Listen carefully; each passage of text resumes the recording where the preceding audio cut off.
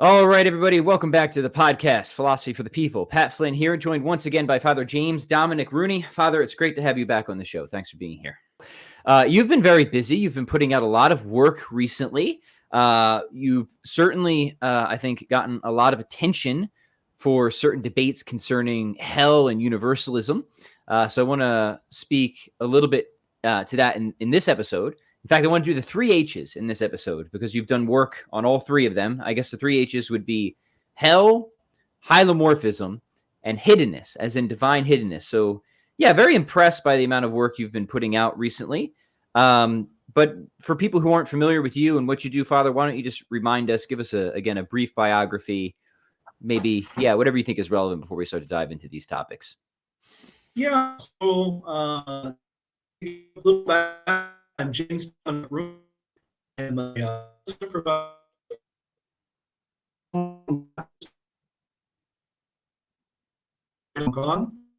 and teach most philosophy, but metaphysics, medieval philosophy, Latin and Chinese, and philosophy of religion, political philosophy in particular. My background is I'm from the U.S. Obviously. I'm from the St. Albert the Great province of the Dominicans in America. That's the Chicago province, and I did my doctorate in philosophy at St. Louis University under Dr. Eleanor Stump, was my dissertation director. So since I finished, I had 1 year where I taught at the Angelicum in Rome, the Pontifical University of St. Thomas Aquinas, and then I came here to Hong Kong. That's where I've been. Yeah, fantastic. Well, Dr. Stump is somebody that I've certainly really appreciated her work. I've learned a lot from her. And, she's somebody who's sort of treated similar issues to you as well, because in her recent book, The Problem of Mourning, she gets into the doctrine of hell a little bit at the end. So I'm curious, how are your views inspired by her work? And are there any areas where you see yourself as differing from her, perhaps substantially? Yeah. So I'll say a few things about that. Let me just mention first, in terms of why we're doing the hell discussion, is my first book was from my dissertation, Material Objects in Confucian and Aristotelian Metaphysics. I have an edited book, Beyond Classical Liberalism, Freedom and the Good, with a Jesuit from Munich, Patrick Zoll, as the co-editor. Mm-hmm. And the book we're releasing this winter, it says on Rutledge's site it's coming out January 21st, 2025. But I have to be honest, I think it must be coming out electronically before then. Mm-hmm. But that book's going to be called Not a Hope in Hell. It's already up on Rutledge's website. Mm-hmm. So this book, how do my views on hell were inspired by Eleanor? How do they differ from hers? In the last part of the book, I mention her views on the problem of mourning and some of those things. Mm-hmm. She doesn't directly treat hell too much in the problem of mourning. She does a little bit in the last chapter, if I recall. That's right. It's just that's right. It's just a little bit at the end, and she's drawing from C.S. Lewis. Yeah. That's why I reference some of her views. Is in at least one thing she says in that chapter, where she says, "We're not going to mourn." Or she says something like, if to worry about this person having been otherwise is to worry about not what this person is, who they are, but who they could have been. And who they could have been is not a real person. Mm-hmm. So something like, what the person God cares about is the real person who's there. I think that's a really important and helpful insight. So mm-hmm. I adopt some of the considerations there, and I explicitly appeal significantly in the last chapter to her atonement book. Yes, because wonderful volume. I love that book. Yeah. I complement 2 accounts of the atonement, one of which is hers. I think she has some good things to say about the atonement, and with Khalid Anatolios, who is an Eastern Catholic priest at Notre Dame. He has a very good book on the atonement of Christ on the cross. I'm forgetting the name right now. It's something, I'm not going to remember it right now. People can just do the old Google. Correct. I think it's called Deification Through the Cross, but I'm forgetting the exact title. Anyway, it's a very good book on the atonement from a patristic sort of angle, and I juxtapose both of them and sort of borrow from both of them in the last chapter. Yeah. Now, I have to situate why I do that, but in general, I'm appealing to these views about about the atonement in terms of talking about how it could be possible that God's desire for the individuals who end up in hell is not frustrated, how God's desires are not frustrated, why God might allow those possibilities for people to end up in hell, and how God can still bring good from it. So part of my argument in the last chapter, when I propose a sort of defense of God's permission of hell, is I propose a scenario in which there are certain goods that God is aiming for in terms of those goods that necessarily entail the possibility of hell. And then I sort of make a case that God allowing people to go to hell is not to hurt them in any way. It doesn't necessitate that they end up there. And then contingently, once people end up in hell, the only reason God has allowed it, this is part of my account of the atonement, is because he's set things up in such a way that he can defeat all of the evil involved in hell. Okay, so I appeal to like Marilyn McCord Adams and her account of defeat. And I basically give an account of the possible ways in which God can unite himself to the people in hell and defeat the evil involved in hell without universalism being true. Okay, so it's a sort of what I try to do in that last section of the book, if you want to think of it this way, is I try to take universalism and some of its insights and make them orthodox. And, try to be sure. Do that. I do that with the material on the atonement. That's okay. Sort of good. Good. All right. So that's good. And then I guess the question will be: is that consistent with, I guess, the orthodox understanding of what hell is? So why don't we start with some just conceptual clarifications? What do you think is the right understanding of hell, or I guess minimally, what by orthodoxy are Catholics committed to there, right? So maybe it'd be worth spending a little bit of time, I guess, getting away from some of the cartoons that are not commitments. I mean, I remember like reading David Bentley Hart, and one of his, I guess, more rhetorical objections, he has more substantial points, is like, hey, you can't honestly like tell me that people are happy in heaven when other people are in hell. That'd be like having a party in your house and thinking you're having a good time when you know there's a literal torture chamber going on in the basement or something like that where people are on the rack. And again, rhetorically sort of effective, but do you think that that is an accurate sort of conception or a necessary conception of the Catholic understanding of hell? So what I'm asking you, Father, is help us get some initial clarification of exactly what it is that we mean by hell before we start to look at some of your arguments for its possibility. Yeah, so let me situate the book a little bit to help us understand what I'm doing. So here's the first thing I want to say. It's going to sound funny. I could answer your question, but I don't want to. Here's why. The book is Metaphysics. I intentionally begin the book by saying, I don't want to deal with the theology of hell. I don't want to deal with the dogma, and I leave it aside. I bracket it, because the project of the book, what I say at the beginning of the book is something like this. There's lots of rhetoric from universalists, and there are a few common kind of rhetorical things that are claimed. So one of them is eternal punishment and the sort of things that Christians, Catholics, bad Catholics, Thomists like me, recalcitrant, unsophisticated traditionalists who don't accept that the dogma can be the contradictory of what it once was, or whatever. I don't know. People who don't have magical insight. Don't forget, unreconstructed.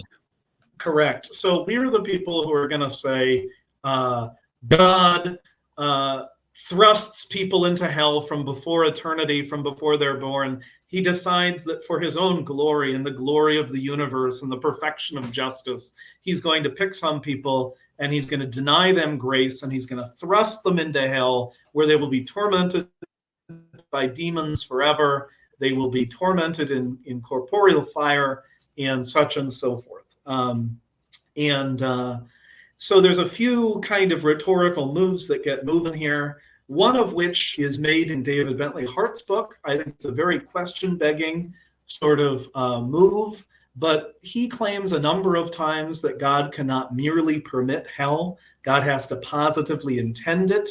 And this is often a sort of claim that people make, where they think that the doctrine of hell requires that if God permits hell, it's because there's some good, that like damnation is necessary for achieving the good of somebody else.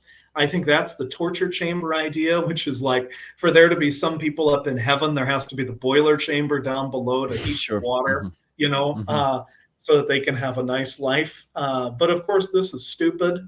And in fact, it's very central to my project, is refuting those ideas. In fact, it's what gave me the idea for the book, is because I noticed there's a set of serious, important assumptions I'm going to get back to. But the second thing that gets confusing is what the punishment of hell actually is. So here's what I want to start off with by distinguishing. This is what I do in the book. I say, here's the thing I initially thought about hell, right at the beginning of the book. I initially, when I was thinking about how to respond to these people, I thought the doctrine of hell was just like lots of other doctrines, where you say the doctrine of the Trinity, prove it. And I say, well, I can't prove it. Like it's an article of faith from the Bible, and you either accept it or you don't. I can deal with your objections, but that's about it. Yeah, I can maybe show that it isn't completely contradictory or absurd, but I can't give you a proof for it. Sure. That's what I originally thought about hell. And if you look at any classical manual, that's what they say. Then I realized in my conversations with people, especially with Universalists like Thomas Talbot and David Bentley Hart, they made me very aware of something that you can see in the progression of my articles through Church Life Journal, that I realized there was a serious metaphysical issue required to deny that hell is possible. And basically, I realized hell is the intrinsic possibility of hell is actually just a claim in pure metaphysics. Yeah, it's a claim of pure metaphysics. It has nothing to do with revelation in particular. It's actually directly tied to issues of the creature versus creator distinction. And that's why you find all Universalists today, and even the ones from like the 1800s who started this, the sort of liberal Protestants, all of them get sucked up into like rationalism and pantheism. And you wonder, what do these two things have to do with each other? I mean, it's pretty obvious that pantheism might entail universalism, because if you think everything is part of God, then you couldn't have something like separation from God, right? If everything is necessarily part of God. But what I realized is it actually kind of goes the other way around too. So now let me answer your question without the dogma. Yeah. So what is hell supposed to be? Well, if you, I'm not going to give you exactly at the beginning of the book. I don't start out with a definition of hell per se. What I deal with is the conditions that are necessary and sufficient for ending up in hell. So according to the Catechism of the Catholic Church, hell is roughly defined like this: separation from God eternally. And what they mean is, to fill out that definition, is somebody is separated in terms of their intentions. They never achieve personal union with God through their intellect and will forever, and it happens through their own fault. So somebody who ends up in a state of separation from God through no fault of their own, I give two examples of that, are not really in what we mean by hell. So One example would be, let's say there's a person who's created in what the Thomistic people called a state of pure nature. So there's a world where God decided, I'm not going to elevate anybody to grace. There was no Garden of Eden. People were just there, and they never had no chance of entering into supernatural union with God. Those people never achieve union with God at any point in time, but it's not through any fault of their own. It's not a punishment, right? So that's a possibility. And the other would be limbo of the infants, because some people talk about it being hell, but the classical tradition ended up distinguishing and said limbo, that's why we have this special name for it. It's not really hell, because they don't experience any punishment, according to like the Thomistic theory of what's supposed to happen in limbo. They don't experience any punishment, so it wouldn't be what we mean by hell. So what I say is, we have the conditions. What are necessary and sufficient for ending up in hell are what we might call necessary and sufficient conditions for damnation. And that's like the metaphysical minimum. And then we can defer questions of what the punishment of hell is supposed to consist of. Because I said, actually, Catholic doctrine, Christianity, is really kind of vague on that. Like why there's this suffering there. And what is that? Catholic doctrine is pretty specific about some of it in terms of our tradition. And I give a scenario that I think matches what we say, but I don't start out with any characterization of what that's supposed to be. Because the way I deal with it is like this. I deal with first why hell is damnation is metaphysically possible. And I argue it's necessarily possible, which is a pretty strong thesis. I say it's intrinsically possible, given facts about human beings, about God, and about the relation between them. It's necessarily possible that this kind of damnation obtains. And then the second, at the end of the book, I give a defense of hell, where I say, at the end of the day, what we want to give is a defense in the problem of evil, which is, some people might think the eternal suffering of hell is what contradicts God's intentions. So can we give an account of like why God would set up a thing where people are going to end up in a state where we can really describe it as like eternal suffering, or punishment, but it's not as if God is torturing people. It's not as if God is contradicting his own intentions. It's not as if God's acting immorally. So the reason I do it that way is because I don't have to like go to dogma and say, oh, well, we just, thing that says here that the punishment is like this, and you go over here. The point is, you just take one potential reading of scripture and you say, well, this would be compatible.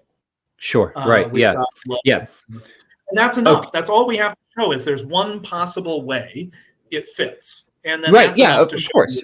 That universalism isn't entailed by, say, classical theism or something like that. Right. All right. So I like that methodology. That's good. Here's an initial question.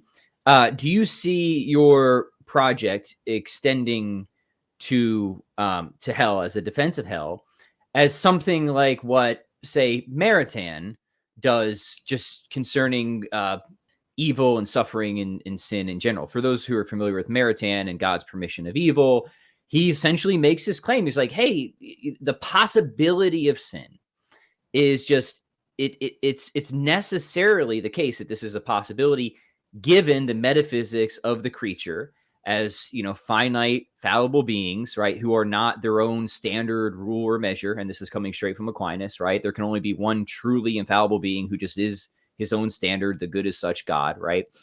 And then, Maritain brings out some other principles of why God, plays fair with natures, right? He isn't just going to sort of, create a bunch of things with a particular nature and not govern them accordingly, right? And so Maritain is making a metaphysical case, he thinks a necessary one, for why, if God is going to create it all and make the conditions possible for beings like us, and particularly for love with God, it's just going to be the case that sin is a real possibility. Are you in line with Maritain? I don't know how much you're drawing from him. It sounds like you at least generally like what he's up to, and perhaps you think that idea goes all the way through, not just for suffering and sin in general, but also for the possibility of hell. Speak to us about that a little bit. Yeah, so actually you've hit on the central idea of the book. So the book is not specifically about hell. So as I mentioned, only the fifth chapter directly, I should say, the fifth chapter is where you get the defense of hell. But one of the points I make right from the beginning. So let me lay out the structure of the argument. Basically, I agree with Maritain. That's like the working out some of those intuitions and trying to, the same argument he's making is central to my case against universalism. That is the argument why hell is necessarily possible intrinsically. Yeah.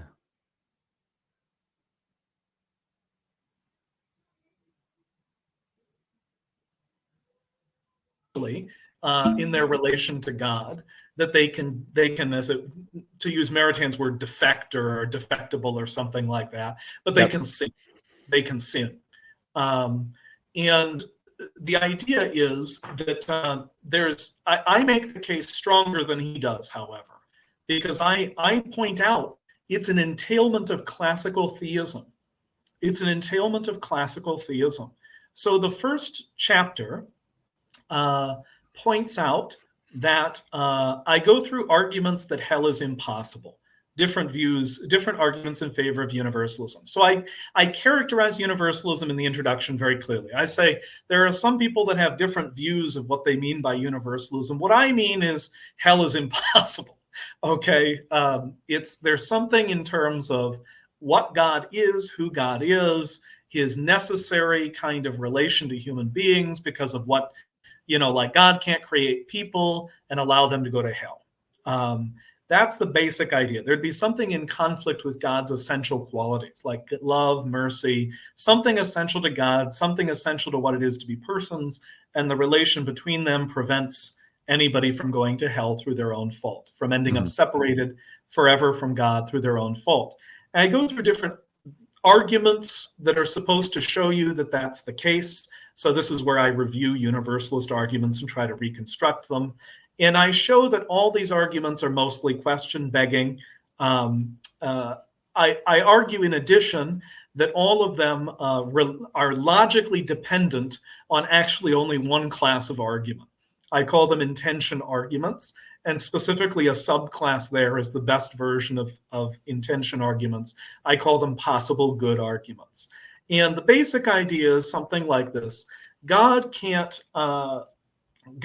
would somehow be contradicting his own intentions in creating people if he allowed them to fail to achieve union with him. That's the basic idea of an intention argument. And then the subclass, the problem is like, what are God's essential intentions for creating human beings? Why would there be a conflict here? There are different kinds of ways of construing what those intentions would be, like Thomas Talbot gives for example, like Eric Raytan and John Cronin say God has to aim for the highest good of which we are capable. That's like some essential, necessary effect of his benevolence, that he has to always achieve the best good of which we're capable. But this is a problem because you might think there is no best possible state of human beings. Like that's not a good principle. Because you might think like there's no best possible universe, anything like that kind of metaphysical optimism, that there is a best possible lot of beings. My question, Thomas Talbot has a different principle where he says God can't like allow us to do irreparable harm to ourselves. And I say, well, I think that's also a problem because like you might think God can allow us to do irreparable harm to ourselves in some ways that are not that's not what he's really getting at, because like here's an irreparable harm you could do that God doesn't seem to have doesn't seem to be a serious problem is somebody can cease to be a virgin. I know this is kind of a weird case, but some people have thought like not even God can make you a virgin again after you screwed up, like so you can do irreparable harm to your spiritual life and like lose the crown of virginity, right? You're never going to get that in the afterlife, but like that's not something it looks like God has to prevent, right? It doesn't look like God has to prevent you from doing those kind of things. So I say the best view is something like God has to prevent us. There's no possible good to come from hell, something like that. So I argue, though, these arguments are all really about the divine nature. I argue they're all question begging. There's a certain way in which all these arguments are question begging about the nature of God's intentions. So basically, the easy way to see it is a lot of them have a like. You'll often get an argument from Universalists that's like this. This is like then the exemplar version of this argument is God wants to save all, doesn't he? Right? It's in 1 Timothy. God wants to save all. He wills that all be saved and come to knowledge of the truth. Doesn't he? Well, is God powerless to achieve what he wants? No. Well, then he will, right? And if God doesn't achieve what he wants, then he either didn't really want it or he's powerless to achieve it. But God can't be powerless. So the idea is then either God has incoherent desires or God is powerless to achieve it, both of which are contradictions. That's supposed to be the argument. But this is pretty clearly question begging. And I think like any normal person who hears this argument can realize it's question begging in this way. Well, what do we mean by God's intention to save all people? So the classical distinction is God has an antecedent and consequent will. So the idea is God has a complex intention of some kind, like this. God intends to save all the people that don't reject his salvation, or something like that, right? I mean, we have to be careful how we give the intention. But the point is something like, well, you don't have to understand the intention to be like an absolute, God's going to ensure the salvation of all. Because that just assumes that the nature of God's intention is not universalist true, but question there. And non-universalists have done, I think, plausible expositions of that. Like you might think Augustine's exposition of what it is for God to will all to be saved is implausible. His exposition is something like God wills that people of every kind are saved, and some people think, well, that's not a good interpretation of that passage. I agree. But John Damascene is the famous one who gives a different interpretation, which Aquinas also accepts, which is that I just gave. God's intention is somehow complex, the antecedent and consequent will. So I think none of these arguments is good, but I conclude by showing you, I give a demonstration. If classical theism is true, God doesn't require human beings, given his essence, right? God can exist, there are no human beings, right? So God is not essentially related to creation. That's the classical theist claim. God, by creating, doesn't acquire any essential relation to creation. God doesn't need us. Okay.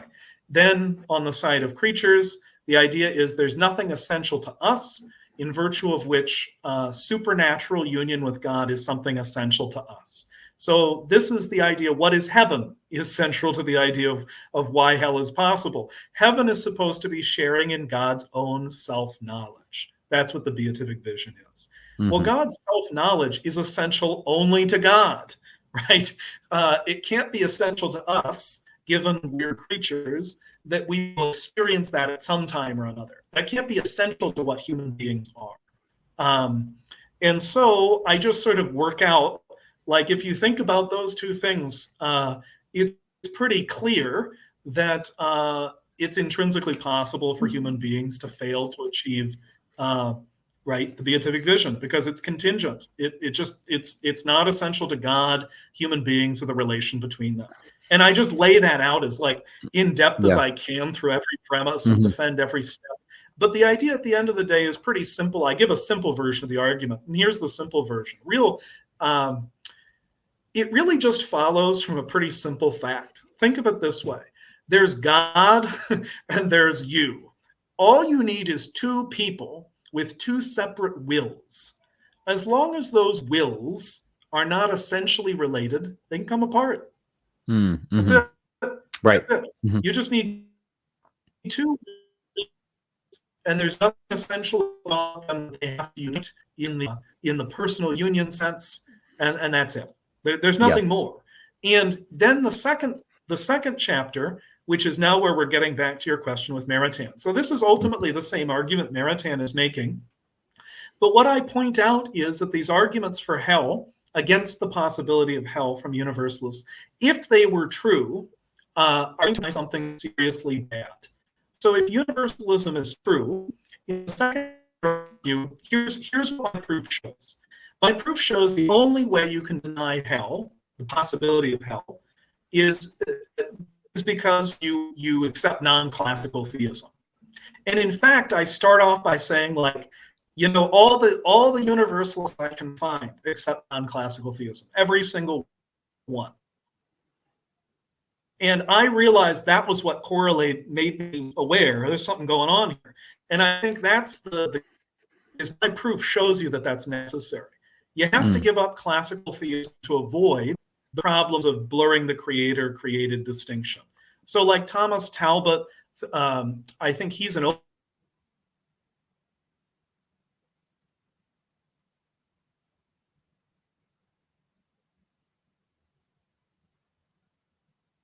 open theist, or he has some kind of view like that, have defended other things. I mean, I think David Benton Hart has a kind of panentheism thing going on. I've argued against it, the ends of the divine and nova, etc. So there's a non-classical theist thing going on there too. And I say, well, here's what you can think. You can think, well, classical theism, who cares? Who really needs it? I'm going to accept my universalism because that's really more important for solving the problem of evil. Second chapter starts to introduce, if you accept that universalism is true, you're committed to a certain response to the problem of evil. And I think this is the serious problem for universalism, is basically hell and sin are the same thing. Hell is persisting in sin forever. That's it, right? It doesn't require anything more than our ability to commit a sin. And that's sort of the difficulty for universalists, is explaining why, if God has this necessary desire that, like, it's essential to him that we achieve the beatific vision at some time or another, why don't we achieve that at the first moment of our existence? Well, they often have to explain this in one way or another by saying something, they give different explanations. So I go through different possible answers. But I say it ends up being their same explanation for sin. Why does sin happen? Well, it turns out it's the same set of explanation, which is going to be like, well, there's just no good reason, right? Then God's arbitrary. He allows harm to happen to us for no good reason. Or it's the more common answer is it's metaphysically necessary. So Talbot says, and Hart accepts this explanation, that God couldn't achieve the beatific vision with us from the first moment of our existence because it's metaphysically impossible. You have to give people time or something, right? But the problem is then, right, at every time after that, right? So time 0, you can't achieve union with people. Okay, time 0.1, 0.2, 0.3 seconds, right? I can't achieve union then. And you have to say, for instance, why God allows the sin in general, right? Why do the sins happen? And the idea seems to be it ends up being an indirect way of saying it's metaphysically necessary.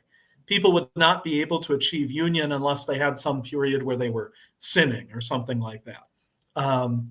I think these explanations follow directly from the way that they argue for universalism. If the fundamental argument about the divine nature is true, it turns out it has a very similar problem to, like, the problem of pantheism and the problem of evil, or panentheism. So people have pointed out, there have been a whole series of articles on this in philosophy of religion, right? A serious problem, right? If God is essentially related to the world, right? The world's got evil in it, so then evil is somehow essential to God, right? So that's basically the problem. The question is, why does sin exist? And if you say universalism is true, you're committed to a certain kind of explanation. Evil is somehow necessary for the salvation of all. Something like that. I give different possible explanations they give, but that's the sort of fundamental problem I claim with universalism, which is why we should reject it, is because it's a problem of evil. It's really worse. So I say at the end of right at the beginning of the chapter, what I'm going to argue is, it's nice. I have no problem with, and I argue at the end of the book, it's good to pray and hope all people are saved. But that's quite different from wanting universalism to be true. That's wanting hell to be impossible. That would be a nightmare. That would be bad. You should not pray and hope that is. Yeah. So just to reiterate, your claim is it's provocative in a sense that's right. Many universalists go for universalism because they think it's a solution to the problem of evil. You're saying no, it actually exacerbates the problem of evil once you understand sort of the full suite of Correct. metaphysical commitments that you're taking on there, right? Correct. And then the third and fourth chapter, to be quick, is the third and fourth chapter set up the fifth chapter. So the third and fourth chapter are part of what I think are a rhetorical move by to respond to a kind of indirectly what is kind of a rhetorical move among universalists like David Bentley Hart. A lot of universalists have a view of predestination and providence where God cannot merely permit hell. God will like positively intend it, bring it about, necessitate it. And part of their objection is because they, like David Bentley Hart, studied alongside Thomas for a long time.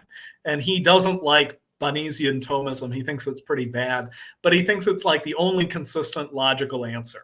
So the problem then is, right, his system is basically John Calvin on steroids, right? I think a lot of these universalists basically Calvinists, and they think Calvinism is like logically necessary. Like that's the view of providence, right? So if God allows hell, he can't allow it, he has to get to go there. The rest of the book hinges on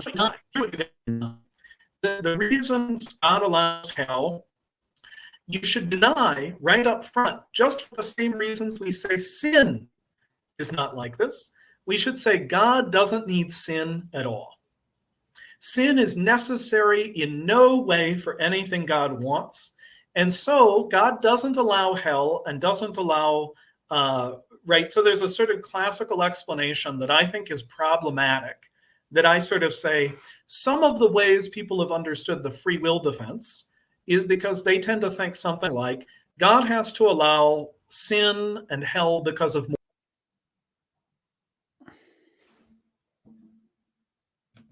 There we go. Slight technical difficulty, but you were just saying that you bring up the free will defense. So yeah, continue along those lines. Right. So I said one way people have understood it, which I don't think is the right way to understand exactly what Plantinga was doing, is arguing that somehow the possibility, allowing sin, allowing hell is like metaphysically necessary for the goods God wants to achieve for us. So God allows these things on account of greater goods is a famous sort of claim people make about moral evil.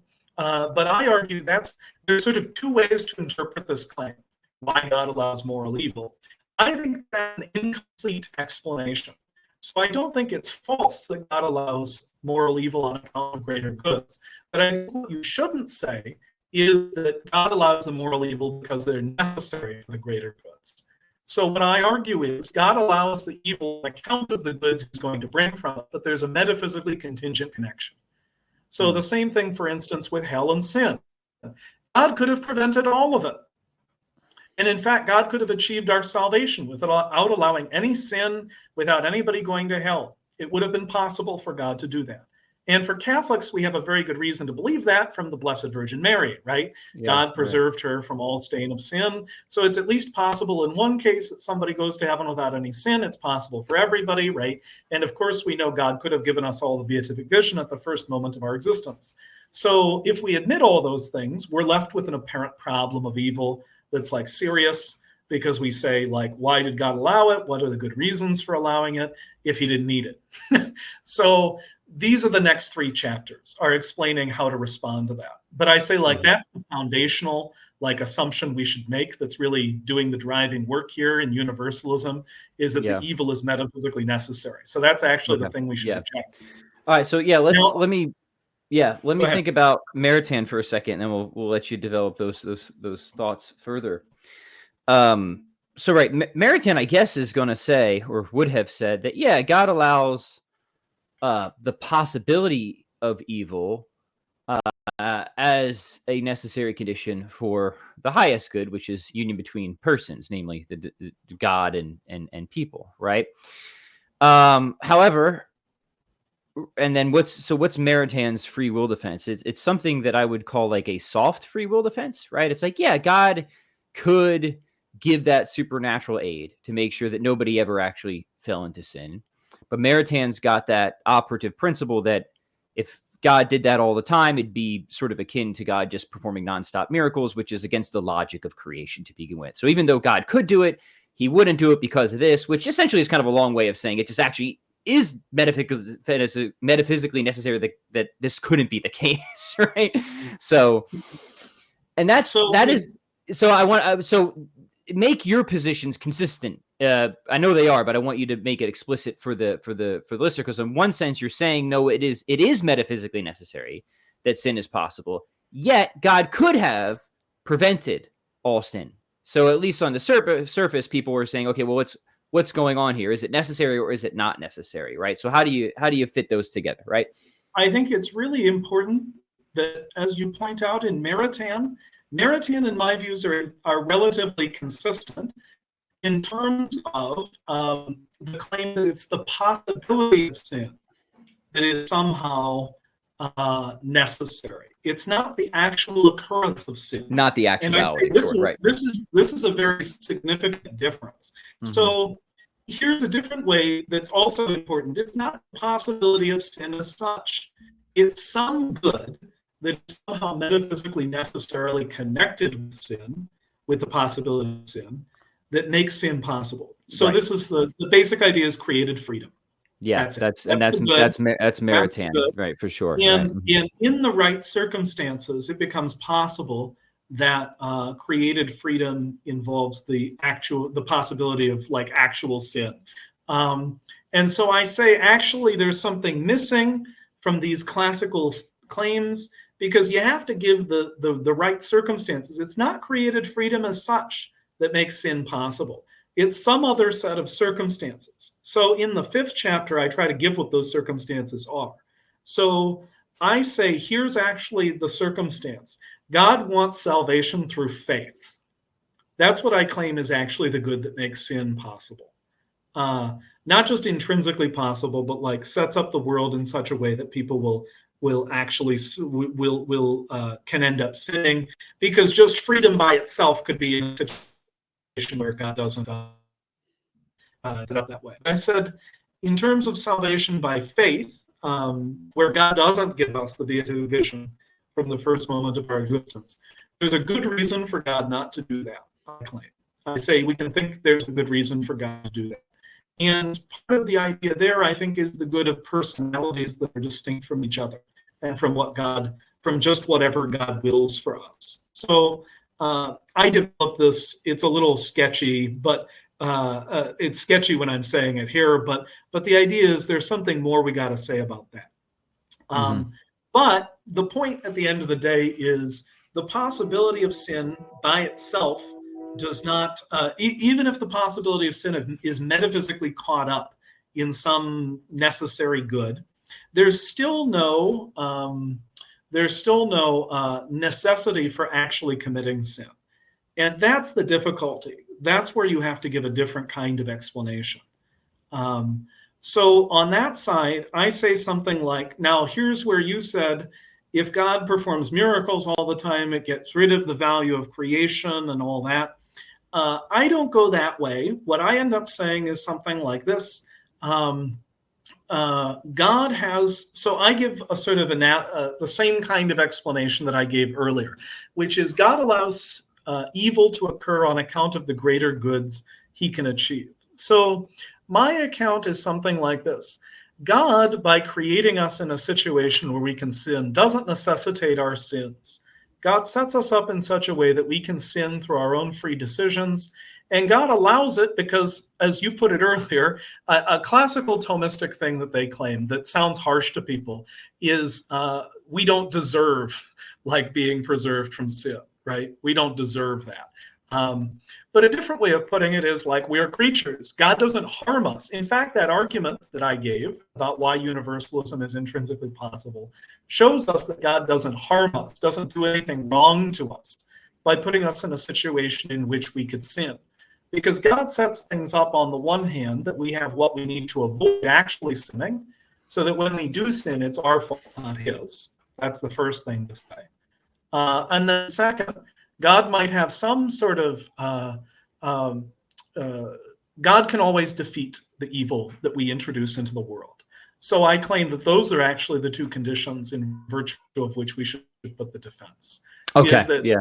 is that on the one hand, there's sort of goods that God is achieving that make intelligible why he would allow a situation in which sin is possible, like actually possible. And then there's like a good reason to allow it because he sets up the situation in such a way that the evil is defeated, so that the world ends.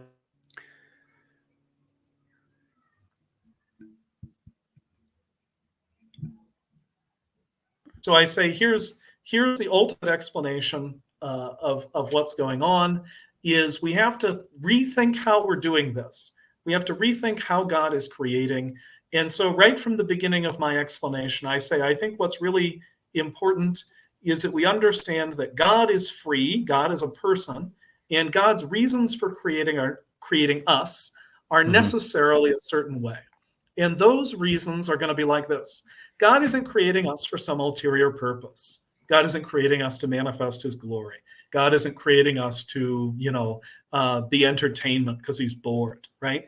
God creates us, and I think this follows directly from classical theism. This is why I say, in the second chapter, I argue, classical theism is the only way to solve the problem of evil, the problem of sin, because it entails that God creates the universe for us as intrinsic ends.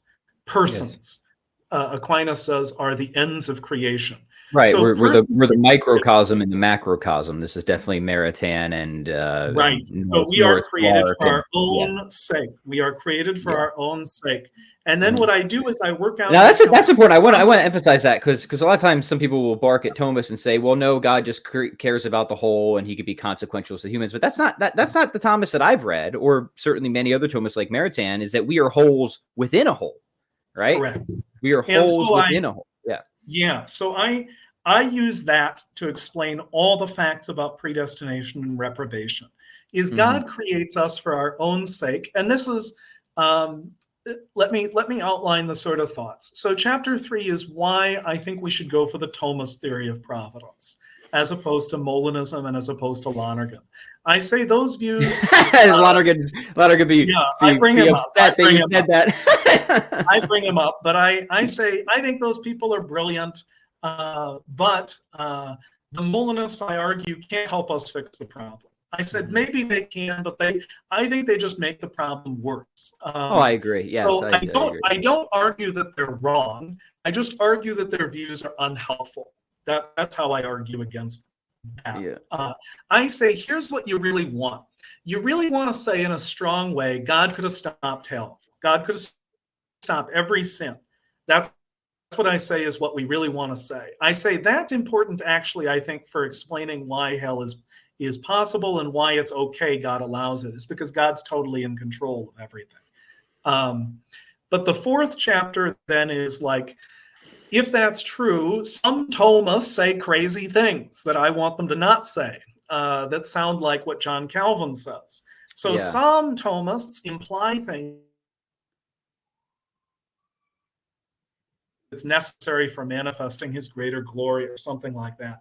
Now, in fact, Thomas rejects that answer, by the way, explicitly. He says that's an insane answer, is that the damnation is necessary or sin is necessary for the beauty of the universe. He says that's crazy. He dismisses it. But some people seem to have the idea that that's what a Thomist should say.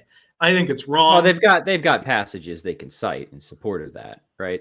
Right, yeah. But I think there's a problem with such views. And I agree with you. I reject that view also, but I know it's a matter of controversy among Thomists of how much Thomas was signed on for that particular view, right? Yeah, we could get more into it, but I'm not. So the first thing to say is it'll sound silly to say. I think my view is Thomas, but my project wasn't committed to talking about what Thomas's views are exactly. My view was my project is talking about what I think the right answer is, and I think my view is defensible in terms of Thomas's views. In fact, I reference at one or two points incidentally in footnotes some classical Thomists, but I point out that classical Thomists have been committed to a series of views that I think are the right views, but I think they've missed something in their own views that they never developed, and I claim to develop it. And I think the problem is something like this. It's the connection between, it's an old problem that Maritain points out. And I point out I don't like Maritain's solution. My view is not Maritain's. But Maritain got his finger on it, which is the same problem for John Calvin. The Thomists have more steps, but some of them, I think, end up in the same problem, which is if God's decision to permit sin somehow necessarily entails that sin occur, that permission of sin is made from eternity and is not in our control. And it looks like it, in some Thomist visions of how providence works, it necessarily entails that we commit sins at the time we do, and we could not avoid it. And Linda Zagzebski gives a sort of one-liner that I cite a few times, where she says there's a problem if God's will, God's pre-volitional, his volitional, his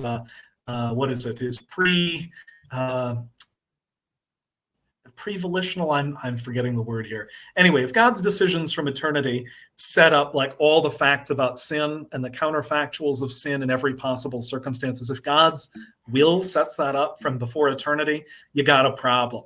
You got a problem. And I agree with her. So one of the things I do then in the 4th chapter is I argue you can make sense of the idea God merely permits sin. You can make sense of the idea within a strong view of God's providence, like Thomas, like Augustine. You can make sense of the idea God merely permits sin. So I give an account of how the Thomists can understand what they classically called the antecedent permissive decree. I just put it in parentheses. I don't talk about it with the jargon. But I even reference, incidentally, a few Thomists who talk exactly like I do. There's Charles-René Billuart is one of them. And he has a whole set of pamphlets about why Thomists are not Calvinists. And you can find similar things in Garrigou. And let me I just want to say just a personal note there, right? Is that I'm with you. Like, if I thought Thomism implied Calvinism, I myself would reject Thomism. But I think what people need to understand is, one, I just don't think that that's at all the case. And there are many, many Thomists in the tradition. We're talking about Maritain. I would include Lonergan, even though I guess you threw him outside of the Thomist camp, right? Marin Sola is a big one, who Michael Torre develops, right? Who are very, very, very committed to the idea that Thomism is definitely not Calvinism, right? That there are theoretical components here that can help us to make sense of the possibility and reality of sin. It doesn't make God the determining agent of it, right? Important to work those out. But I mean, look, I've always inclined more towards those. Matthews Grant is another one, right? Who's a more contemporary Thomist, who definitely does not think that Thomism is just, I don't know, Calvinism under a different name or something like that. So, and Garrigou's complicated because some people, seem to really do think that Garrigou is essentially just a Calvinist, right? I think maybe even Dr. Stump thinks that Garrigou's that way. But I know other people. I wrote an article where I said I think his view has problems, but I think his view inspired my own view, by the way. Yeah. So his view, I think, is he has problems. But actually, I reference all these people. I reference Maritain's view. I reference Stump's view. I reference Lonergan's view. I reference Marin Sola. And I talk about why I agree with some evaluations of them, that I think their metaphysics is funky. And I sort of say, I think all of them wanted to fix the problem by finagling with the metaphysics. And I basically argue that's not the right way to do it. But they had the right intuition. That's sort of how I set up my answer. Yeah, I think there's a different way you can do it. Yeah, so just to give an example of that, just real quick, right? If you read Maritain's God and the Permission of Sin, I mean, he's emphatic right at the start. I mean, he's highly polemical. He's like, look, if you think that this sort of Calvinistic view of God and sin is right, like, man, you just made nonsense of God's goodness and the good news of the gospel. He's like, this view, just from a basic, I guess, intuitive standpoint, is just clearly wrong, deeply inconsistent with Christianity. I mean, he goes on a pretty big rant, which I think is well grounded.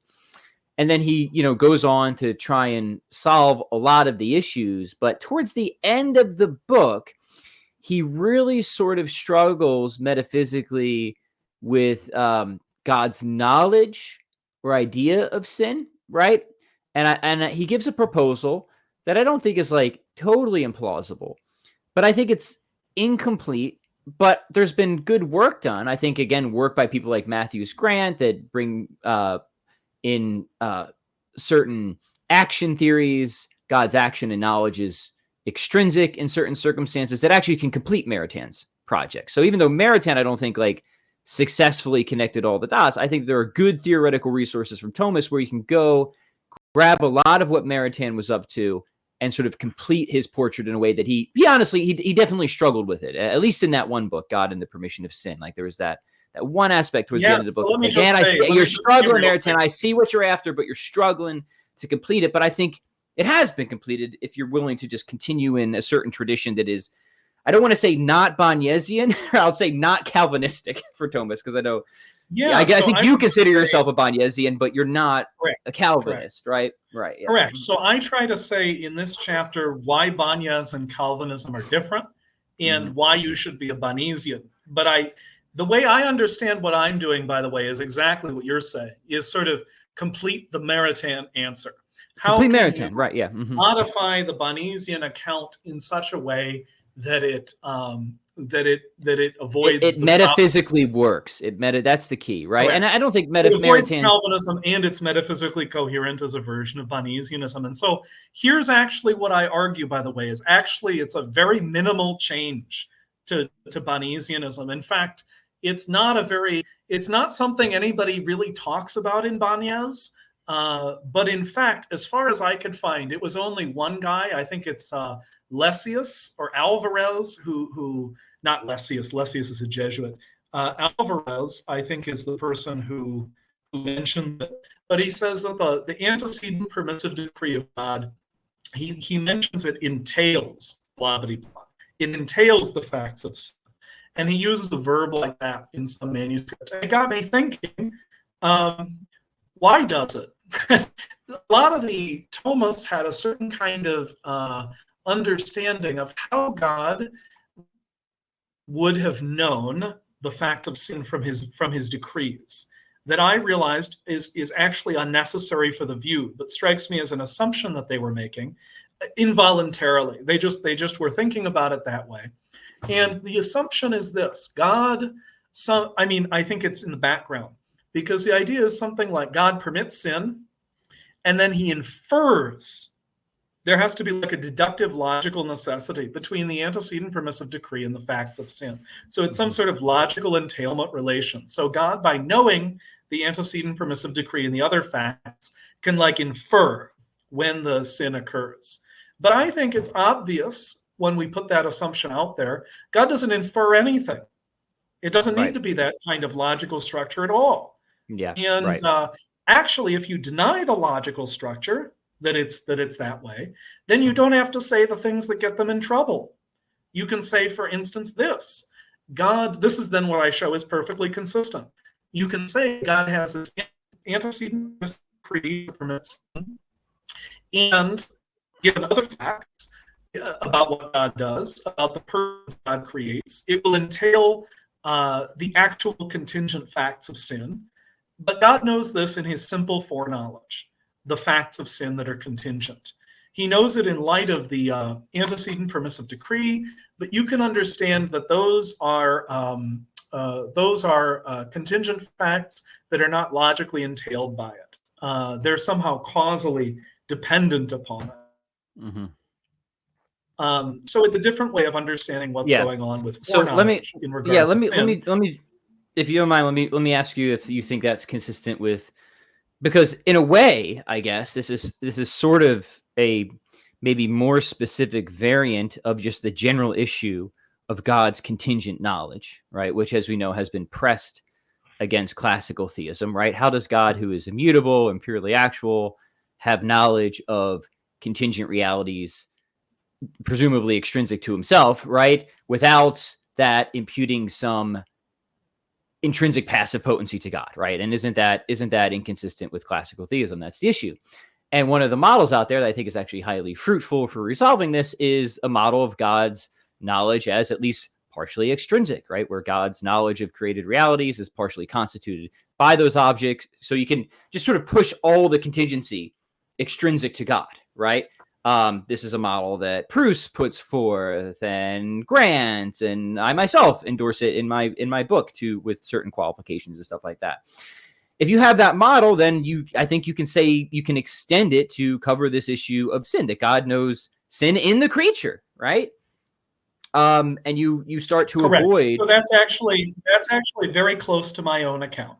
Okay, well, cool. So I maybe appeal they to are Grant consistent then, right? I mean, like, I say, actually, it turns out, by the way, there was a Thomist who had a view relatively similar to mine, that this, what's his name, David Torreo Castillos, I'm forgetting his name now, but he wrote a paper in 2022 I was just looking at the other day that is one of the papers that inspired me. He's referring to a Dominican from the De Auxiliis controversy, who proposed a view, which is where I got my view a little bit indirectly, that it's similar to what Grant says, which is that the content of what God wants to bring about is not separable from like his causal decree to bring that about, because the decree's content is the thing he's bringing about. And given what I say earlier about the ends of creation, God wants to create people for their own sake. There's a fact about when he's creating contingent things, he's creating the acts of you based on what you are. So all we have to sort of think of is like the order among God's intentions in the right way. God doesn't like first intend the set of contingent acts that you're going to perform and then intend that you exist, right?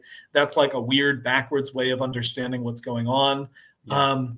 So anyway, I think that when we properly understand God's intentions, what you're saying is the right way to think about it, which is that there's some sort of simultaneity. What I talk about is something like God's decision to bring about my act and my decision to bring about my act are somehow like logically interconnected, right? God's decision to bring about my act is not logically prior to and independent of my decision to bring about my act. Right. Otherwise, your act otherwise your act couldn't be libertarian free, because you just have some determining factor there, right? So if you're going to have a genuinely free act, you can't have some factor that is both prior to and sufficient for it. But if you have this simultaneity, then you don't have the prior concerns. So you still have the conditions to avoid. So I basically use that account to talk about how God can foreknow future free actions that are sinful. But I distinguish, I say that's not a complete explanation.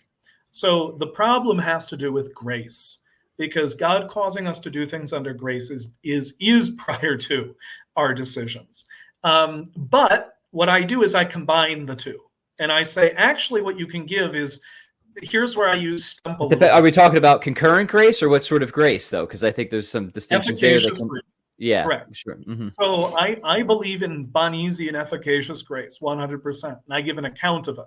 But what I say is the difference is this, and you find it in Aquinas too. So I give you some quotes from him about my theory here. But Stump has an account that's famous that I've critiqued in print about quiescence, which goes basically like this. She agrees you need something like efficacious grace to move your will, but she's concerned about how that could be compatible with, as you said, logical sufficiency, etc. And I think the Thomists are actually kind of agreed with her on this, even though a lot of them don't like it, her specific version.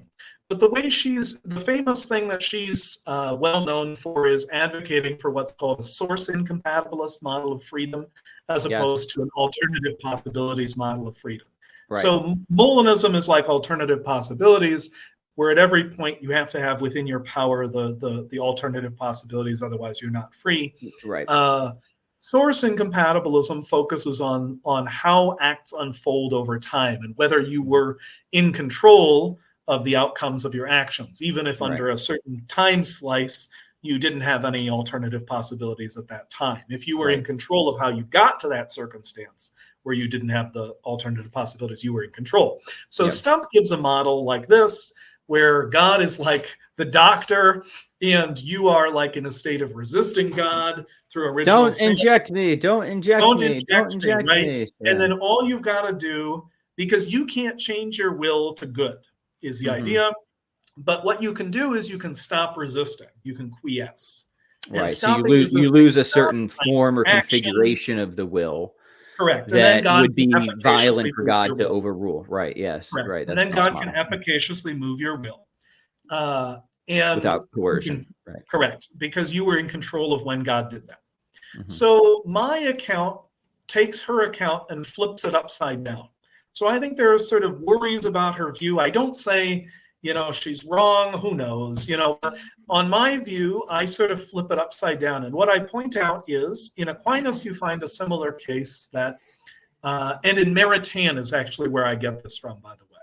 So the idea is something like God could prompt us to do good. God could ensure providentially we never do evil by giving us some, some grace that keeps us from having sin as one of the real possibilities for our action, right? That's what he did with Mary, maybe, right? Is gave her some grace where evil, she had alternative possibilities, but none of them were sins, right? She could have done this or that, right?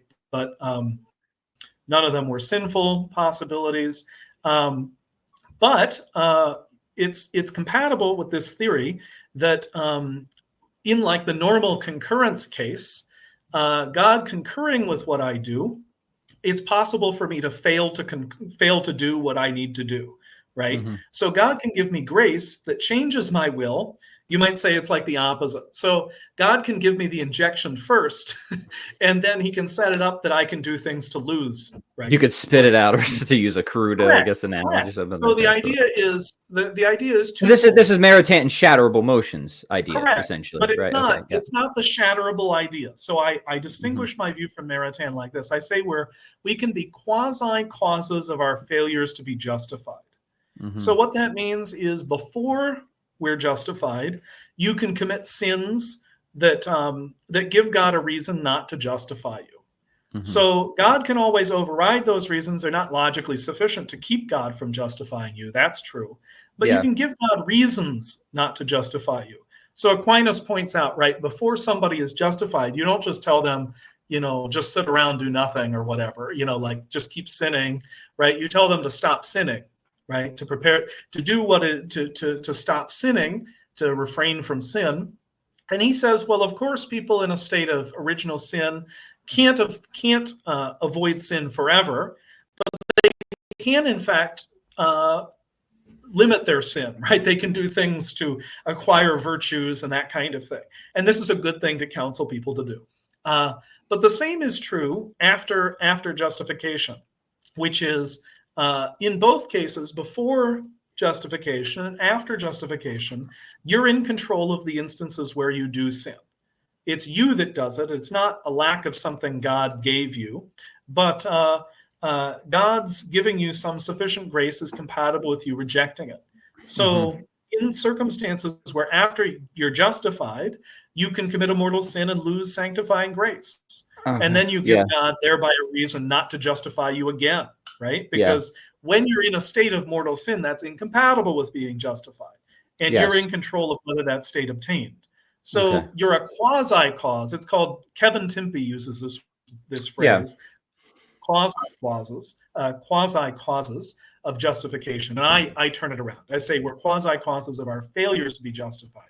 So God could always justify you again, but the idea is like you freely rejected it. Right. So the defect is in us, right? And that's certainly traditional Thomism, right? Is that we are the fundamentally primary cause of sin, full stop, not God, right? So we need a metaphysics to correct. So that's what I think is going to solve the problem. Basically. Yeah. So let me ask you. All right. So let me see. Maybe this is, I guess, consistent with, because in my book I actually sort of blend Stump and Grant. I'm wondering if it's consistent with what you're saying, because without bringing in the traditional jargon about grace, perhaps we can think about certain graces that are prior but not sufficient, truly efficacious but prior not sufficient, and then we can think about graces that are not prior, concurrent, and truly sufficient, right?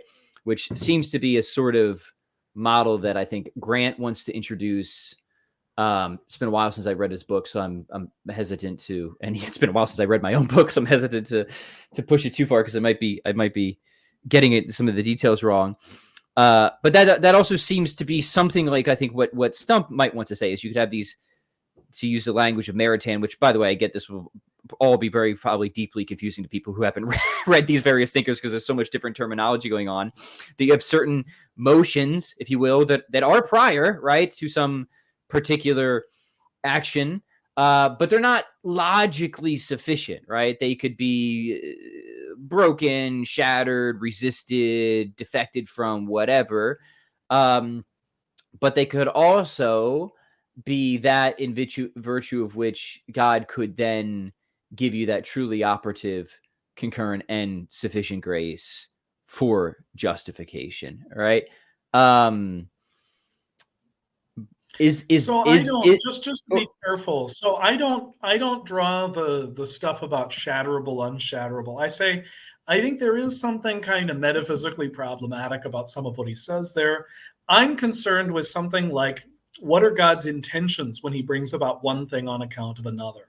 So it's true there's going to be efficacious graces that bring about what they intend, what God intends, and they're not going to be, in that moment, you might say, they're not possible that things could have been otherwise, that you received that grace and you didn't do the thing in question. But I say that's because it's just like the simultaneity in general, which is, the content of what God's bringing about is your action, right?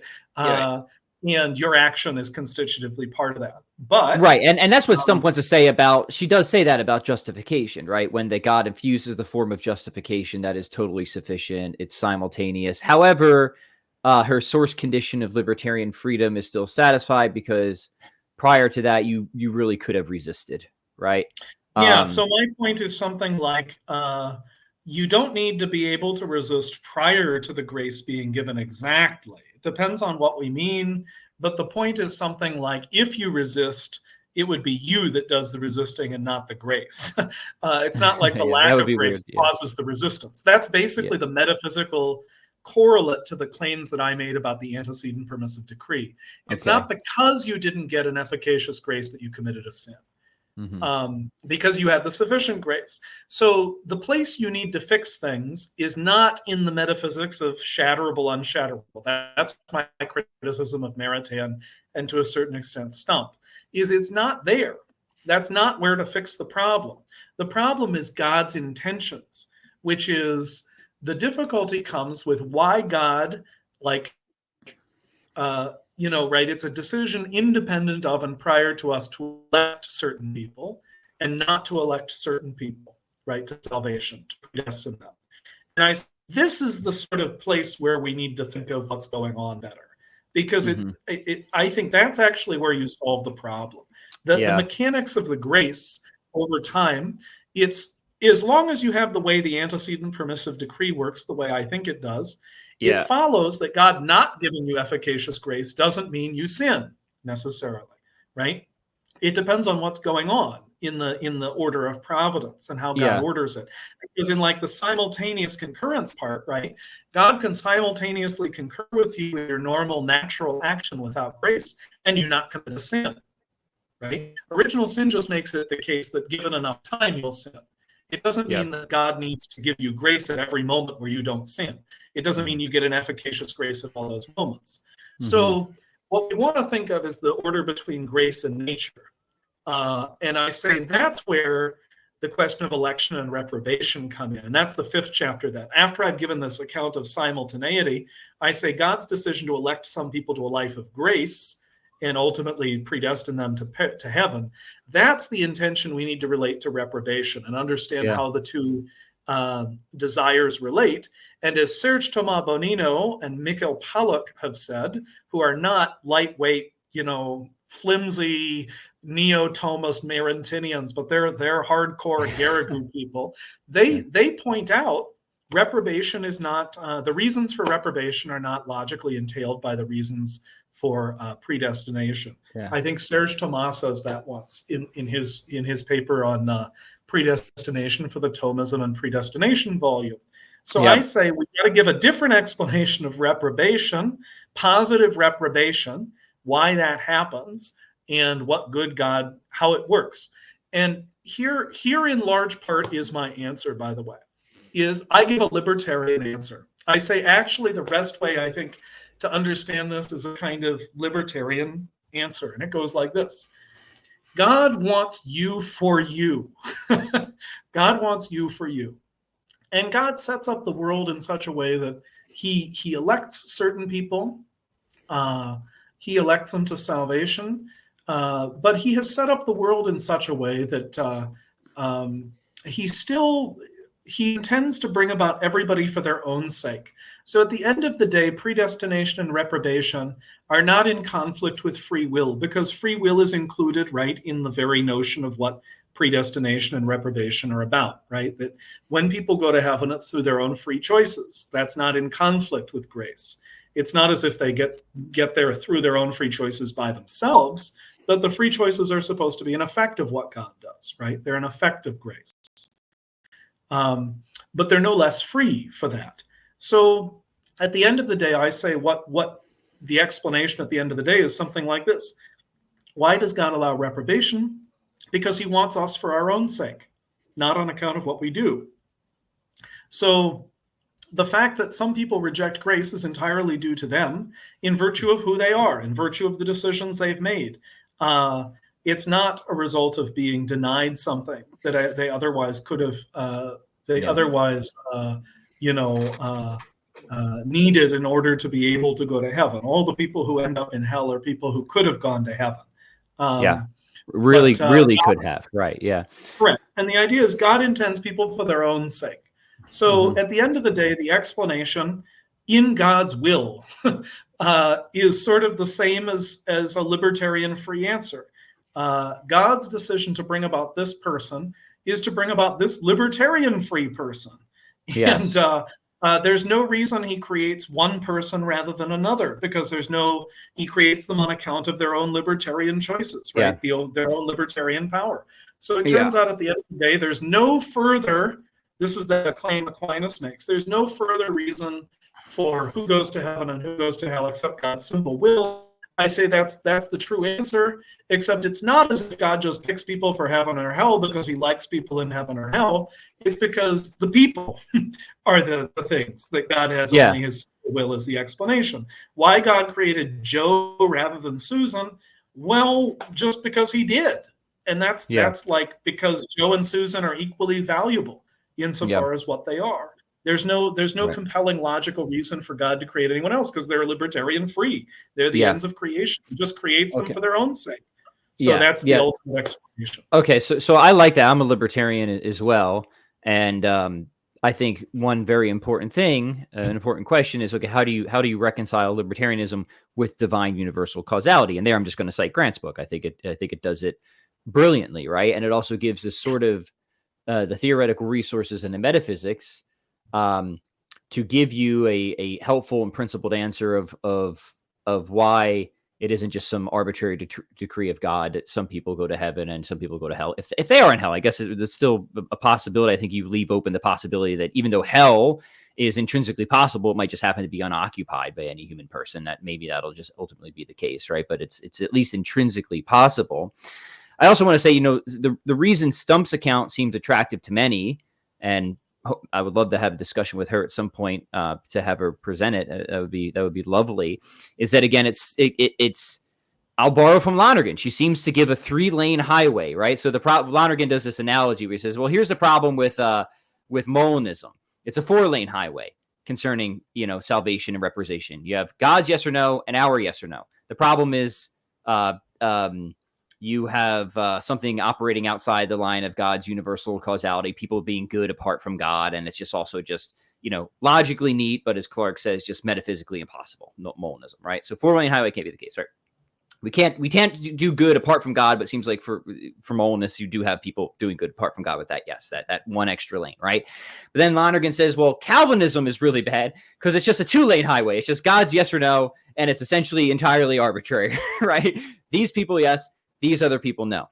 And what Lonergan says is you need a 3-lane highway to really make sense of this. You need God's yes or no, but of course God does, in a real sense, desire the salvation of all people. But you need at least 1 lane on the human side, and that is the no, the real no, where the defectibility and the reason for why, if anybody doesn't make it to heaven, is actually on us, right? And you need. I'm not saying you have to take Lonergan's metaphysical perspective here, but I think Lonergan is right that you need that for everything to No, work. I should say I agree with him, and he's the person that got me going on some of the ways I approach these problems. Yeah, so and what Stump clearly gives is a 3-lane approach. Whether you have criticisms of her metaphysics there of how God works in a more formal, because whatever. That's I'd love to invite her to podcast to discuss it. But it's clear that she has a principled way of giving this 3-lane approach, so that way you don't have this issue of it just all being on God's side of completely arbitrariness. And it sounds to me like you also are going for that 3-lane approach, and the libertarian freedom account is essential to yours in it, maybe not exactly the same way as Stump, but yeah, I mean, my family resemblance. Is that right? My account is pretty obviously indebted to all the people you've listed: Grant, Stump, right? Lonergan, Maritain. What I think is distinctive about my view is I think you can get all of the things they're looking to get without abandoning Bonesianism. I think all of them are kind of abandoning certain features of classical Bonesianism, whereas what I'm arguing is basically like, you don't have to hold Garrigue's view of Banyas, but like if we go to the classical Bonesians, there are views and there are ways of understanding exactly what they're saying that allow us to fix these problems without finagling with the metaphysics at a lower level. It turns out the problem is really in God's intentions, specifically like this antecedent permissive decree and its logical relation to sin. So that's basically what I think is like, you actually don't have to do much. It turns out if you just break that logical relation, here's the difference between Calvinism and Bonesianism. It's really straightforward. Yeah, interesting. For Bonesian, for Calvinists, God's will makes true all the facts about sin in the actual world and in the counterfactuals of sin, because God's will determines all of what we do in sin. The antecedent permissive decree, by contrast, among the Dominicans, the Bonesians, God permitting sin doesn't entail any sin logically. So in fact, God permitting sin entails no counterfactuals of sin. In fact, there are no counterfactuals of sin, is what I claim is the distinctive feature of this view. There's no definite truths about what sins anybody would have committed in non-actual circumstances. Yeah, because God's will didn't make them true. Here's what makes them true: your will. So God's antecedent permissive decree creates people who sin. And so it's causally connected in some way by making possible a world in which there are contingent facts about sin, but it doesn't make true any counterfactuals of sin. So now there's a definite logical distinction, theoretical distinction between Calvinism and Bonesianism, because it doesn't entail counterfactuals of sin, God's permission of sin. Okay, so, really interesting. That's obviously a very, very in-house debate, one of great interest to me. I know Stump is very critical of Bonesianism, but with particular sights on Garrigue. Grant has at least one footnote where he says if something like, if you interpret Bonesianism along certain lines, he thinks his account is inconsistent with it. But I guess you could just say you don't have to interpret it along those lines. So yeah, that's interesting. I guess, I've always been just willing to say, okay, if that's what Bonesian is just Calvinism, I'll just, whatever. I'm not a Bonesian then, right? Right. So that's sort of, if you want to put it at the end of the day, I'm arguing that I think it's compatible with Bonesianism, but I just wrote an article about hell where I said, well, if it turns out I'm wrong, big deal. I just say, what's important is God doesn't cause sin. That's what's important. So if it turns out right, and that's how I've always felt about Thomas too, right? That's why I'm not too concerned about a lot of the exegetical debates. It's like, look, here's what I think is the true account. I think a strong case could be made that this is Thomas's account. But look, if it's not and I'm wrong on that, then look, I don't think Thomas is infallible. I'll just go with what I think is true, even if it's not Thomas's account. The end, right? Yeah. So at the end of the day, I think in my hell book, what I claim though at the end of the day is what we really want to give when we're giving an account of hell. When we start with that possibility of hell, what we're really talking about is why God allows sin. So it's really the same problem. So in the end of the day, when I try to give the account of hell, I'm trying to give an account of sin, and I give an account like this. This is then maybe the best way to end this discussion, is to say, we get all those complicated discussions. At the end, in the 5th chapter, I try to sort of say, sin is not necessary for anything, for any good God wants to achieve. So God doesn't allow sin for that reason, is because sins are necessary for something. In fact, by the way, since we were talking about dogma, I don't reference it in the book, but it's an important, interesting discussion. I claimed, right, universalists have to say something like sin is necessary for goods. There's the famous council that I think really did condemn universalism, the 5th Ecumenical Council, Constantinople II. A lot of people focus on its condemnation of Origenism, because Origenism, it was condemned before the council by Justinian, and then the council endorses the anathemas that were passed before the council. That's how it would have condemned these views about apokatastasis, that the devil is going to be, redeemed, Restored, and all that stuff. But in the council itself, you actually get. I'm meaning to write something on this, but there are 2 interesting things. The person who was condemned at the 5th Ecumenical Council, the business of it, was Theodore of Mopsuestia, this Syriac theologian who was condemned as a heretic about his Christological views. But he was also condemned in the council. They mentioned his views on hell, because he was a universalist. They say his views on hell not be spoken contrary to Christian belief. He was universal. But second, one of the things that's really interesting in connection to his views that is explicitly anathematized in the council is the view that Theodore of Mopsuestia gives exactly what I say universalists should say. He says God allows sin because it was necessary for them to be saved. And the council condemns that. So you have an ecumenical council saying specifically, God didn't allow sin because it was necessary for something. He said sin was necessary for our benefit. God allowed sin because it was necessary for our benefit, and the council condemns that. So just so you know, my view is ecumenical council's view. Interesting. Well, this is obviously a heavy discussion that can get into some tall metaphysical grass quickly. But I did want to. Do you still have time to discuss those 2 other things we wanted to treat, or should we do a part 2 here? No, I don't want to take up all your time. This has been because the other 2 topics are pretty heavy too. You know what? Well, real quick, and if you want to just punt to the book on this, feel free to do it, Father, because I understand this is a big topic. But the other thing that we didn't get to touch on is your account of defeat, and whether it has to be the case if God is going to create somebody that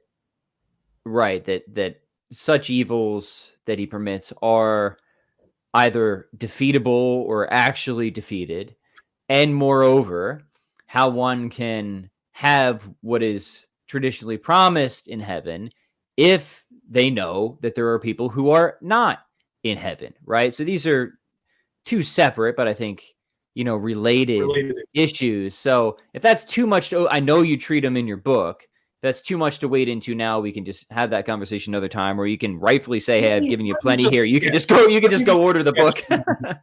Let me just sketch the idea. So what I was trying to say is, whatever we want to say about sin, God doesn't allow sin because it's necessary. So here's my account of sin. God allows it because it doesn't hurt his purposes. So here's part of how I understand defeat and all that is God has set up the system. God has set up our lives and creation in such a way that he will permit us to achieve union with him, and our failures to achieve as much as he will permit. So the idea is God enables us to achieve as much as we want.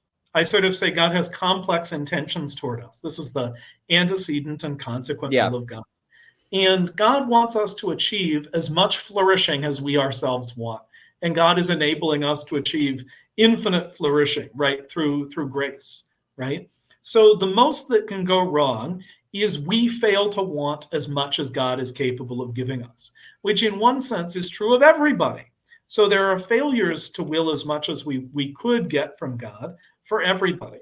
So on the one hand, sin is a kind of failure to want as much as you should for yourself. It's a failure to sort of have self-esteem. So the people in hell on my view, are people who fail to have the correct self-appreciation. And in the conclusion, I point out St. Catherine of Siena makes a claim just like this, as does Edith Stein.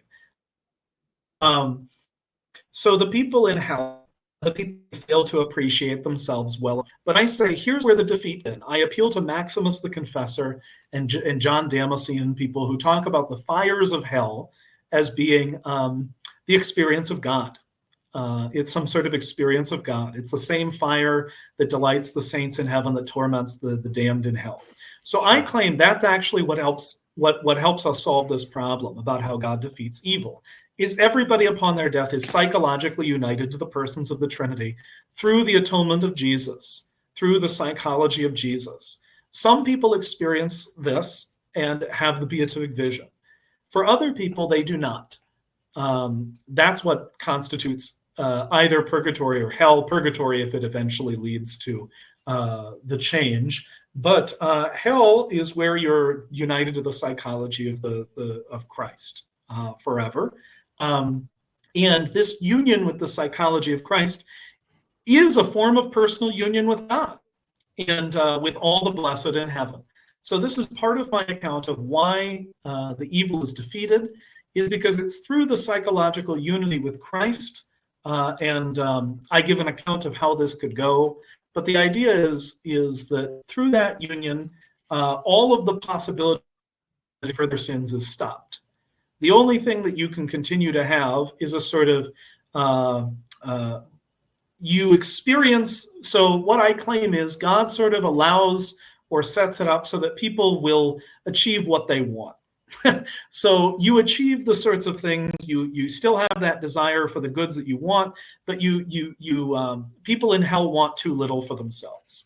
So that's what generates the suffering, is that by their union with the psychology of Jesus,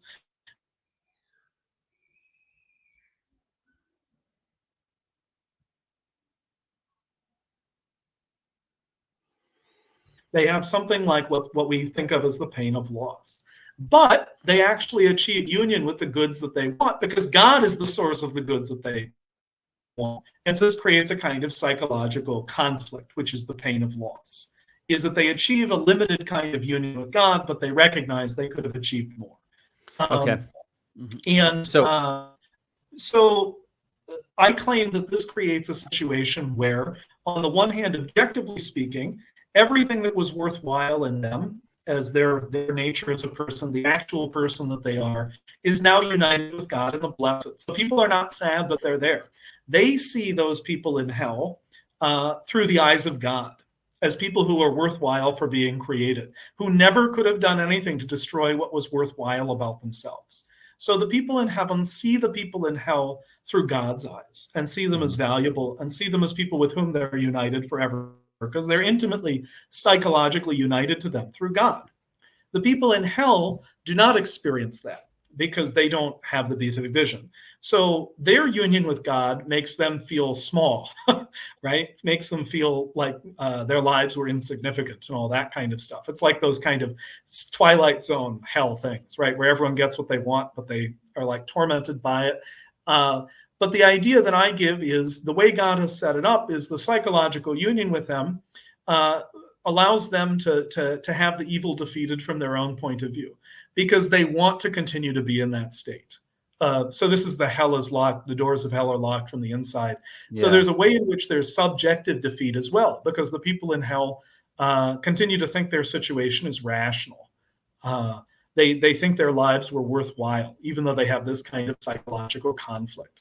So the problem with people in hell is they have no hope. That's the point of the not a hope in hell. Yeah. So their perspective ends up being they're in heaven, but they think they're in hell. They think they don't think there's any hope for them to leave. So they think it's psychologically rational for them to continue where they are and what they're doing. But from God's point of view, they're in heaven and everyone knows they're in heaven, and there's nothing wrong with their situation at the end of time. Okay. All right. So let me, that's a very novel proposal for me anyway. So just a few questions. One, so if the understanding of hell is indeed eternal separation from God, you're saying that they actually have union from God. So Yeah. fit those together for me, right? So I guess one question or objection might be, well, this just sounds like universalism with a great scale or series of gradations, right? Correct. Um, So that's where I mean I take universalism and I make it orthodox. Is union comes in degrees in a certain sense. It's not degrees as much as difference in kind. So what I claim here is that some people never achieve union with God supernaturally through the beatific vision. Okay. And they experience the pain of loss. So basically the idea is I paint a possible picture of how things go that fits all the Orthodox doctrine. That's the idea here. But where the pain and everything else is not contrary to God's, goodness and justice and love and all that good stuff, and where, right, we have kind of everything you could get from universalism. So the idea is there's a kind of natural union with God that occurs through the things that they love naturally. And that's why God permits hell, is because that natural union that occurs through those things, through the psychology of Jesus, the atonement, that's why God allowed hell, is because he set up the world so that hell could not be ultimately bad for the people there. So the other side of things is to say something like, there's other ways we can make sense of this. I got this from Maritain too, by the way. He has some posthumous writings where he gives this account, and I say, I don't know if this account is true, but what the hell? It's orthodox, so I'll just throw it out there. But we want to give the essential basics here. But you can note defeat. We can scale up defeat even beyond what I say. So Maritain gives a case where he says, maybe what we require for hell is that the pain of loss never ends. But the pain of hell doesn't require that this pain of sense never ends. So he says maybe the pain of sense, the fire of hell, purifies the people there and they achieve natural happiness like in limbo. But the people who end up in this natural state of happiness continue to have the pain of loss. And that's orthodox. That, as far as I can tell, many people have said it's orthodox. I say we don't have to accept it. There are other proposals, like from John Henry Newman has a proposal for how some kind of defeat is supposed to go. My point is, like, there are lots of different ways the defeat could go. And all we've got to say is that the union doesn't occur through their own fault. And what we mean is supernatural union. But there could be other kinds of things going on here. And on my view, the pain, there's eternal suffering in hell, but the suffering results from the people. God didn't do anything to them. God is actually helping them. The pain results from God doing something good for them. So on my view, I think this possible scenario, which I don't try to justify as being the right scenario. I just say it's a possible one. You'd get a clear idea of, like, how the pain of hell and the suffering of hell is eternal and all that stuff, but how it's also compatible with God's love and goodness for those people there, because it's like good for them. The idea is it's like purgatory, but they never get out, right? Right. It's like it's a thing, But, so especially if you think that if you have like a Boethian conception of punishment as a good and stuff like that, and just it's better for people to be punished than to get away with it, even if they don't want to be punished, it actually is objectively good for them to be. All right, so then it's not retributive. That's sort of the point at the end of the day. It's sort of like, you can say it's a kind of restorative thing, but it's like the restoration happens eternally. It just never is completed. It like goes on asymptotically. So there's something like the fire is sort of doing something good. It's causing the pain out of something good. It's not just retributive. It's not like God just wants to cause them pain because it's good for them to feel pain. It's something like God is doing something for them that accidentally results in pain, but the something that happens that's good for them goes on forever. Yeah. So let me just do two more quick things. I know this part of the discussion could go on forever, and we'll have to have you back on to discuss the other stuff, because this is just all such important things to at least draw some detail out of. All right. So, like, traditionally, yes, I think Thomas is saying, like, look, people in heaven, will not lose the joy they have in heaven, because they will see things as God sees them, and they will see it as all good and right and stuff like that. And then however you want to work out that account is I guess up to you. And that the people in hell, you think the defeat only has to be subjective? Is that what you're saying? Right? Not an objective defeat? No, I think it's both. Okay. I said I think that's the distinctiveness, is I'm claiming on the one side there's an objective defeat in terms of God's point of view on these people, but the people in hell don't perceive what's going on as defeat in that objective way. So they have a defeat in another way. So that's where I sort of give a twofold account of defeat, is that there's an objective sense of defeat and there's a subjective sense of defeat, and it comes apart in the case of the people in hell. It does not come apart in the case of the people in hell, because they see their own defeat through God's eyes. Oh, I see. Okay. All right. And then the last thing that I think maybe it doesn't need to be needed for your account, I just haven't seen where it's coming from, right, is the persistence, right? Because at the beginning, if we rewind the tape, you'll say the only thing that's required for hell is that people can persistently stay in a state of sin, right? Now, traditionally, for Thomas, you have accounts of the post-mortem fixity of the soul to help explain why this is the case, right? So is that something that you adopt? Is that part of your position? Or do you think there's some other way that you make sense of this persistence? Because the natural question is, well, why don't people just come to their senses, right? And then eventually just go through purgatory and get to heaven, right? What accounts for the persistence of that state, right? So the first thing I want to say is, right at the first chapter, I pump the question. I say it's totally unnecessary, actually, to deal with that question. Because all you have to say is not that people persist in sin. So there's two different things you can think. One is, so all I said, the way I deal with what damnation, what's necessary and sufficient for ending up in hell, is you never achieve union with God through your own fault. Okay? This doesn't require maintaining my sin, like by actively making decisions over time to remain in sin. That's how a lot of people think of it. But I mean, like, there are lots of cases where you could think of somebody persists in sin like this. I mean, like Lutheran soul sleep, so somebody commits a mortal sin and then they die, right? Or they fall asleep and they just stay in a coma forever, right? So they're not making decisions to continue to maintain themselves in sin. But if they develop a character that's morally evil and then they just like end up sleeping, the disposition is still there, right? They just have to continue forever. There are lots of scenarios on which you could make sense of this without thinking of maintaining ourselves in sin. So I just say, though, all that's really necessary is that it's possible that given enough time, people will never achieve God. That's all that you need, right?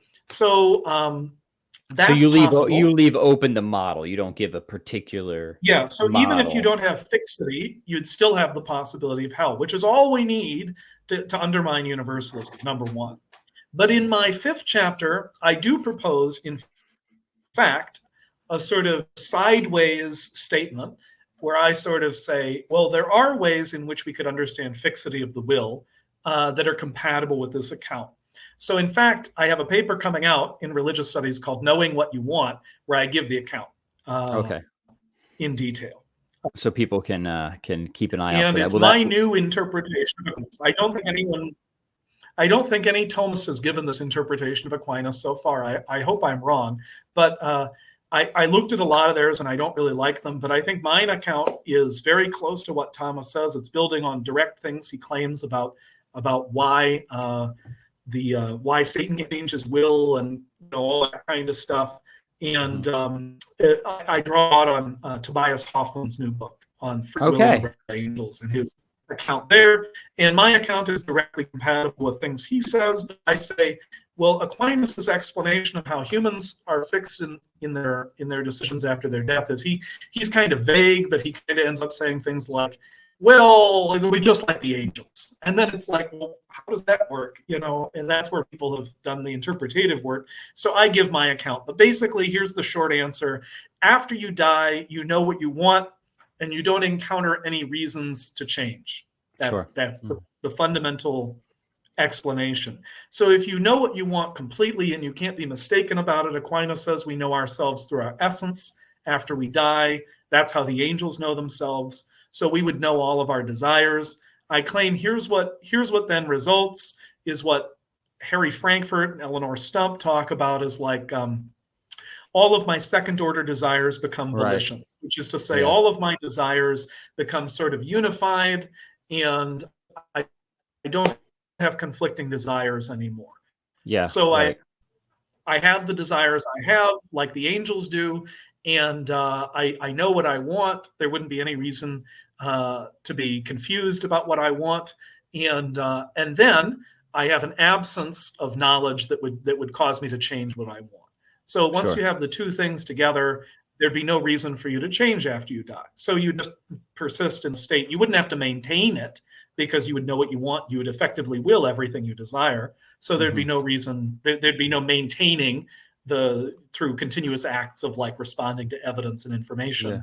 And then on the other hand, you wouldn't encounter any evidence sufficient to change those volitions. So that's sort of the twofold response. And I say, you know, there's this account that I give elsewhere, but like, I don't think you really even need an account of fixity to get hell. So here's the other thing you could say pretty simply. Maybe some people change when they experience that union with Christ after they die, and that puts them in purgatory, right? That would be compatible with my view. But part of the idea too is even like the experience of Christ psychology. That's precisely that's another supernatural means for accomplishing the same end. So once you experience that, either it's going to bring about a change or it's not, right? I think it's not going to bring about a moral change, but like you could imagine it does. And then the change is going to be inevitable. It's going to happen. And then that's it. So some people can stay in the state where they end up, where they're in moral sin, despite the experience. Other people might change. I mean, we can imagine. I don't think that that's exactly what Catholic orthodoxy would say. But I point out Cardinal Cajetan had a view kind of like that, where he thought that at the moment of the separation of soul and body, there was like a last chance. That was like the last chance was the separation of soul and body. And there was like a super kind of clarity where you'd be able to go to heaven or hell based on your action in that moment. I say that's basically what you'd get out of my view. That's the whole upon death debate. What do we mean by upon death, right? Correct. Final so I wouldn't accept that myself, but like I kind of say like, well, you can make sense of it in an orthodox way, which is like the moment they start experiencing that sort of afterlife knowledge, then it becomes clear that after after that first decision, they're going to be fixed. So you know, like that would be like a Cajetan view. And that seems like one way we could go, but I'm not committed to it. I don't. So you leave it open. Yeah, you just leave it open. You know, why not? You know. Okay. Yeah. I mean, you don't have to. Right. Yeah. Just have some different models and possibilities out there. That seems totally fair. Okay. Wow. What a discussion, Father James Dominic. I really appreciate it. Well, we'll have to just cover the other stuff another time because this was sufficient. You know, I'm just Father Hell. I like to talk about hell too much, and Father. Yes, I was gonna use that name for you because I know you've picked that up in some of the online discussions. Always very, very. It's always very interesting. But yeah, so appreciate the discussion, Father Hell. Where can people? So obviously, there's way more detail in the book where you defend these arguments in much more with much more precision and stuff like that. So I'm sure people will be interested. Where can they get a copy? I want to make sure we direct people towards that. Yeah. So the difficulty is it's going to be through Rutledge, and they're going to charge a lot of money. It sounds like so. One of those. You're going to have to wait for a sale. You're going to have to wait for a sale, but they sometimes have 20% off. Don't buy the hardback. If you're a normal human being, if you're not a library. Yeah, get the paper or ebook copy. It's like $150. It's already up there. But I think the normal price that they told me is going to be around $50 for the paperback. But they always are doing these 20% discount things, and it's like $34. Yeah. Okay. So that's a more reasonable price. But you should look for it at that price. It'll be up probably on Amazon and all that as we get further. And I'm sure the Amazon Kindle or the ebook version somewhere is probably going to be reasonably priced. So that would be my suggestion if you're a normal human being and not a library. If you don't have money to spare to throw at the Dominican Order and Rutledge Publishing Company, you know, wait until it comes out on ebook and that. Yeah, well, great. I'll dig up a link and make sure that that's in the description. I'll put your academia page there, and people can keep an eye out for that article with religious studies soon as well. So Father James Dominic, it's been a real pleasure. Thank you so much for taking the time to be here today. Oh, always a pleasure, Pat. Good to be back.